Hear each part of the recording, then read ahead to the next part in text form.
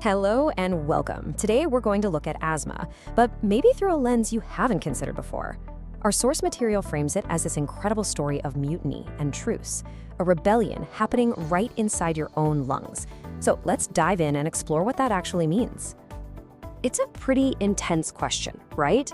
But honestly, for anyone who's experienced bronchial asthma, this might be the perfect way to describe it. It can feel like a full-scale mutiny where your body has just turned on itself. So what does that internal battle really look like? To even begin to talk about a truce, we first have to get a handle on the mutiny itself. We're going to look at what is physically going on inside your airways when an attack hits. Our source gives this incredibly vivid description. Forget all the dry medical jargon for a second and just picture this: someone pouring thick, sticky honey into your airways, and at the same time, an invisible hand is just squeezing them shut. That's the feeling. That's the fight for every single breath. So who are these mutineers?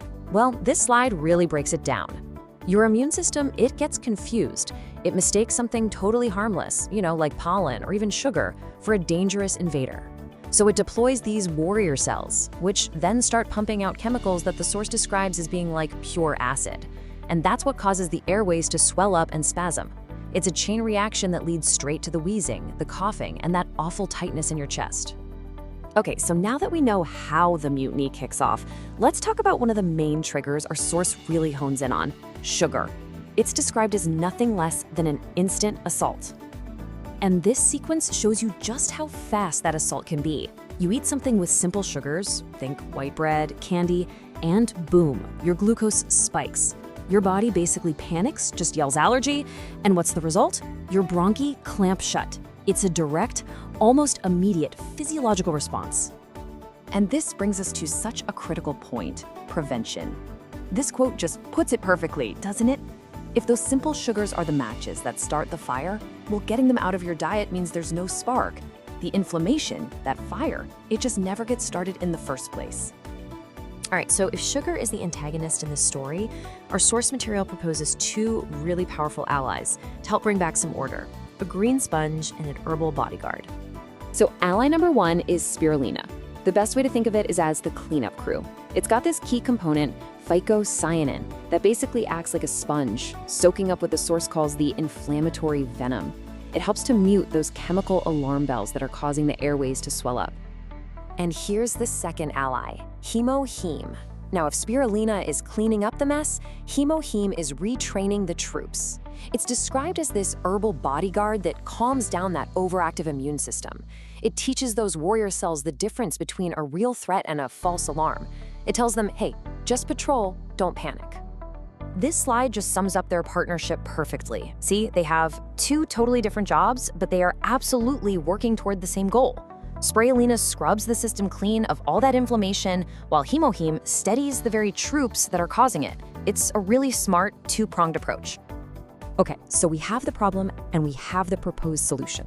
So what happens when you put it all together? Let's look at the results described in the source, and then a very, very important disclaimer. The source points to a trial where people cut out simple carbs and started taking this duo. And just look at this chart. The results were, wow, dramatic.